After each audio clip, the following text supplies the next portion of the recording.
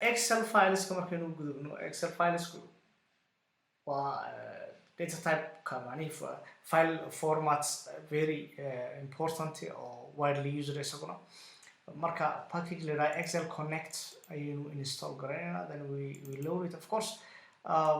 These things waxay u baahan yihiin wax la yiraahdo Java machine-ku inuu ku jiro. So Java should be installed in machine so for this package to work. As usual, it's better in work directory set garaysid. So we store the file in this variable and then waxaan isticmaalnaa marka command haysta read worksheet from file. Okay, so then we pass it the file location and say magaciisi pathkiisi aan kana kusoo store garaysanay. So file then sheet ka baynu siinay numberkiisa sheet 1 sheet 2 hadduu magac leeyahay ka waran. So magaciisa waad siinaysaa matalan sheet ka hadii la yiraahdo abc oo magac ka bedesho string ka dhigtaas it haddaad doonto number baad siinaysaa hadduu doonto magac baad siinaysaa. Of course magac uu leeyahay default uu leeyahay intaad ka bedesho haddaad ka bedelinba magac waad ku access garayn kartaa. The other thing is row data laga soo bilaabo sheegto waxa laga yaabaa rowyada qaar inaad ka booday ama graph kugu sawiran yahay ama comments waxay kugu qoran yihiin rowga data ka bilaabanayso column-ka ama header-ka bilaabanaya rowga koowaad marka default haddaan ka tagay kala isku mid because rowga koowaad is the default rowga koowaad ka bilaabana laakiin si aan u sharaxaan soo dhigto rowga labaad matalan haddaan rowga koowaad wax kale ku qortay oo data ka bilaabato rowga koowaad labaad iyo column names of course column names inay soo raacaan rabnaa. So that way baan xusanaysaa. Si marka soo load gareeyo Excel-ka format-ka automatically uma soo qabsanayo. So inaad transformation u baahataa laga yaabo. So transformation waxa weeyaan column types-ka kuwa factor-ka baahan laga dhigo kuwa maxay laga dhigo kuwa integer-ka laga dhigo. So wixii number integer iyo dhamaantood number iska wada dhigay numeric ka dhigayso. If you want to filter all these things or to restructure in a dib u bedeshid what column-yada type-kooda u sheegtid transform function baa isticmaalaysa can refer those things. Other package so important iyaguna waxa weeye Excel read write XLSX gdata. By the way Excel Connect labada file format buu soo akhrinaya Excel XLS iyo XLSX. I think you understand the difference. This is 2017 wixii ka horreeyay formatka isticmaali jiray Office-ku Excel-ku. Then this is the latter 2007 iyo wixii ka dambeeyay 17 miyana 7 iyo wixii ka dambeeyay isticmaal. So that is also important garanaysa from Excel now. The one I'm going to show you is actually how to import data from database. That's mid by example kusoo qaadan karo because database ka markaan tagno the one I use is normally SQL Server. So I'm recording this on Windows. It is so because I wanted to show you how to import data from SQL Server. You can import from SQL Server, MySQL, Oracle, and yes, most of them. So interface ka la isticmaalayo way muhiim inay noqono. So interface common ay jiro most of the DBMS ay leeyihiin interface marka la yiraahdo waa meesha laga geli karo meesha laga access garan karo. So driver-ka universal-ka la yiraahdo ODBC. So this is a driver that is implemented by SQL Server, MySQL, Oracle, and the main even Access has ODBC. So ODBC is a common interface that you can use to interact with DBMS. So ODBC driver that means you can interact almost all DBMSs, okay, or support garani ODBC interface DBMS ka soo support garani namely inta support garani soo garani inta maqaanicanka relationalka oo support garani ODBC which is good. In fact MySQL, Oracle, these guys have specific packages going in. مثلا MySQL كوكل وحلي R MySQL بالله Oracle كوحلي R Oracle and so on and so forth. لكن SQL Server كمالها. So this is the general one. ODBC RODBC بنستعملها for SQL Server, and you can use RODBC to connect to MySQL. You can use it to connect to tell me, access, Oracle, all these things.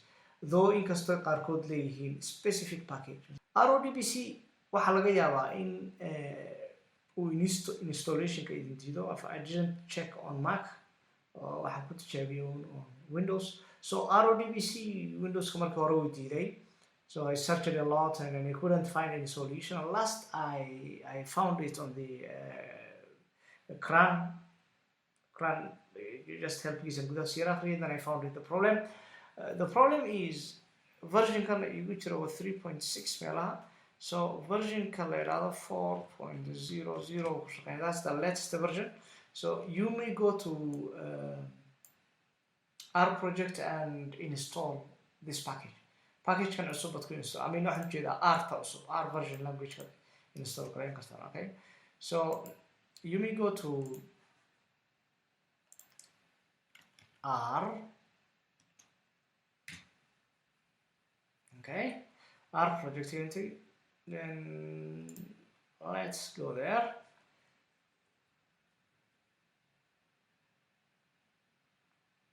And download ka marka timaadaan mirrors bachelor. Mirrors waxaa la dhahaa servers kala duwan. So any server baad doonaysa tii kasta. Let's go to this one in Canada.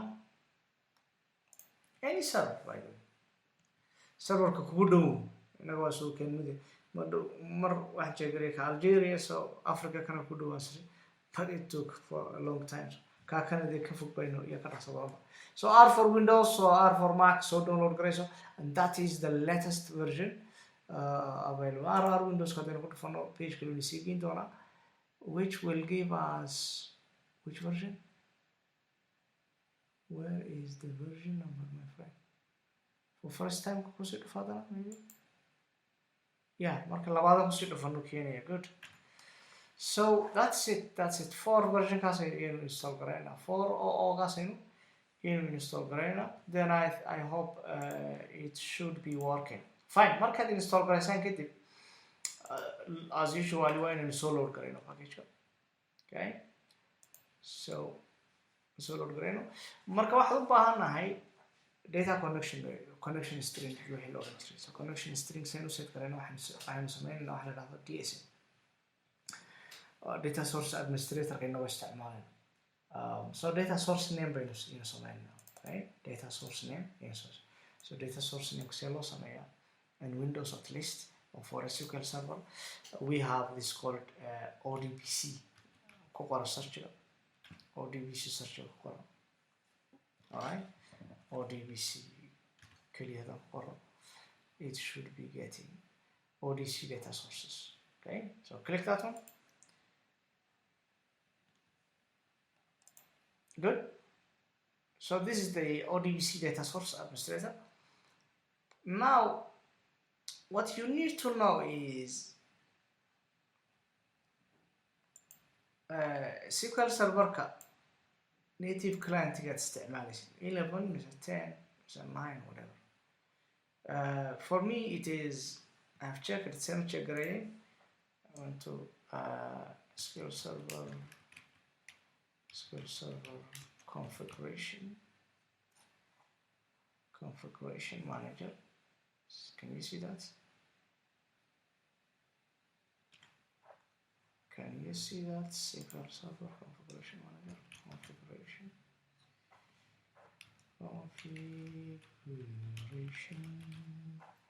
SQL Server configuration manager. So click that one or select. Come on. Okay, so that's it.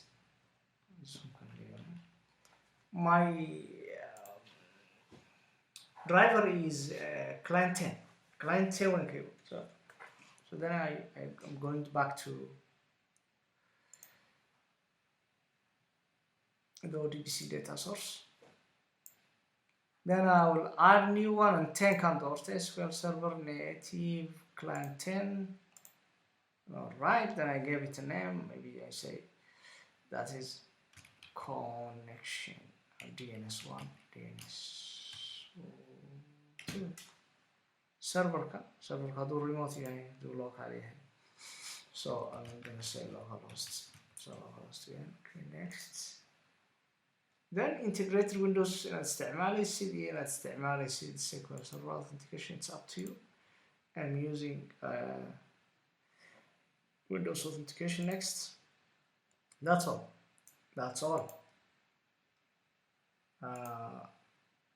Okay, sorry, intadan tagin waxaad sameynaysaa database-ka la access garaynaya.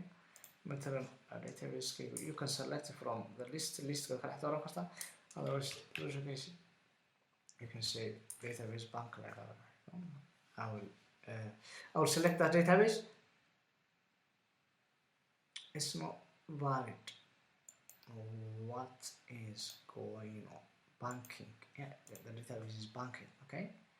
Next. Then finish. You can test if your connection is successful. Okay. No. Inta markaad soo samaysatid now connection string somewhere uu samaysan yahay. Arnos meeshu ka dooranaysa yaqaana marka DNS2 doono baan leeyahay sida connection kina samee. It looks connection kina samee. Okay, then data the SQL Server. Okay, so you can pass your query here, connection, after giving a SQL query, the connection variable can source connection key actually how can we store connection string. So this SQL query is connection string. With that connection string, it runs this query. So table roles like that. And then data this one happen to use it. So data that can happen. Yes. Fine. Now this way you can bring data that ka keeni kartaan from almost all sources. Dhammaantood ka keeni kartaan from text files, from Excel files, from databases, and this is very important. Database can access kartaan. It is very extremely important.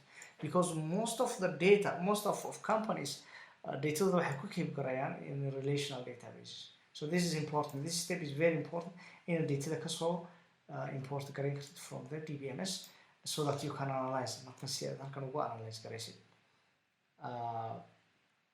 It is important. Let's say this one. And this one as well.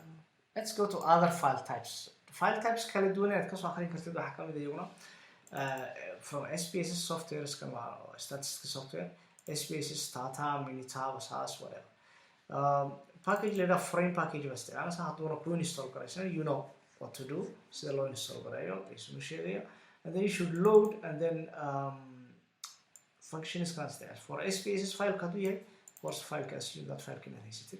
SPSS do SPSS function must do data DTA must MTP for Minitab. Photoshop export SAS. That is quite bad. So you know you have to test these functions, or you should keep them so that you can use when you need data. You know how to do it. So also extract the grain of course tabular form. After market data frame yes. You have the power. Analyze what's samayn kartaa. Laakiin muhiim waxa ay inaad haysatid inaadan xilliga gabagabaynin baa loo baahan yahay marka lagu raado datadeedu waxa ku jirtaa SAS bay ku jirtaa. You should have the tool. Good. The other thing is built-in datasets. Datada la socota waxa jirta So let's load the datasets. Libraries package into dataset la socota.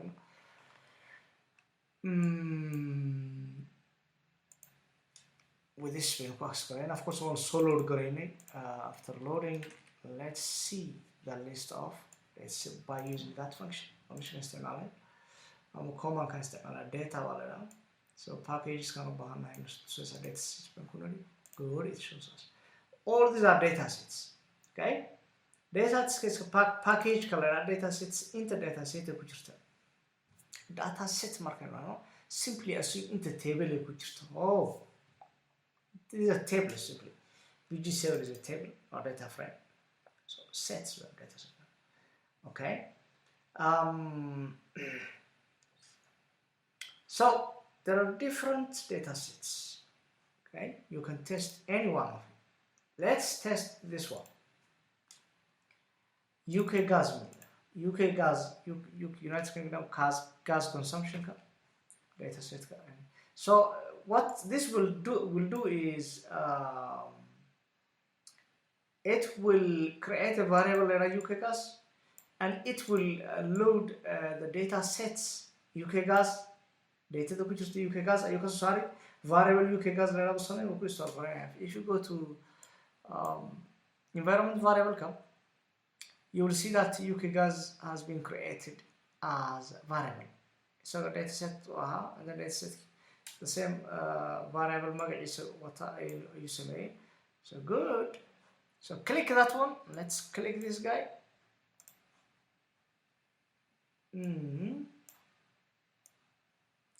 Yeah. السنة quarter key كواد انت استطاع quarter key لما في استطاع نسمى support. So fine. Data set إذا فرابضا واستعمالي كرتا to do your job. And the next in the next clip we shall see some information of importing data from databases, data information of some meaning. Waxaynu eegaynaa exploring data, simply analyzing data. Okay, qaybta analysis baynu gelaynaa. All in all, waxaynu soo Google xaaranaynay waxa ahayd to analyze the data.